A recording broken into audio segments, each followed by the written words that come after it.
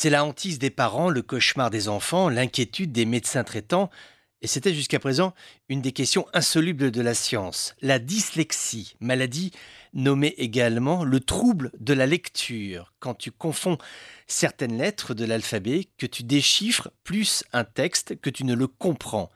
700 millions de personnes concernées dans le monde. Précisons, 700 millions de personnes ayant accès à la lecture. Si tu ajoutes ceux et celles qui n'ont pas la maîtrise des mots, ce chiffre augmente. La découverte du secret de la dyslexie par deux scientifiques français est un formidable message d'espoir. Bien sûr, pour ceux qui souffrent de ce handicap qui touche les enfants durant leur scolarité et impacte leur vie professionnelle.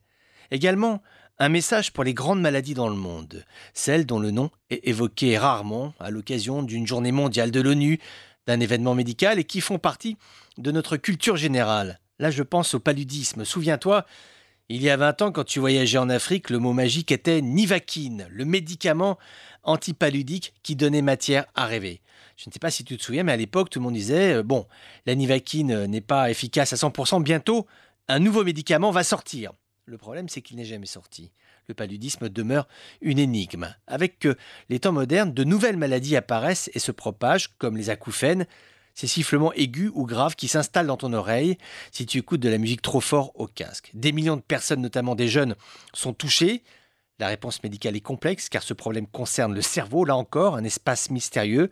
Cela dit, on va y arriver parce que l'homme, parce que la recherche scientifique fait montre d'une opiniâtreté étonnante, d'une volonté de découvrir qui témoigne d'une belle énergie, même s'il y a du business derrière, les gens qui veulent te vendre des médicaments, mais quand même, ils sont là, ils cherchent, ils ne lâchent rien. Aujourd'hui, la dyslexie, demain, le paludisme, après-demain, qui sait, les acouphènes. Ce sont là des belles dynamiques qui méritent d'être saluées, car chacune de ces découvertes scientifiques sont des pas et des pas importants sur les sentiers de la connaissance.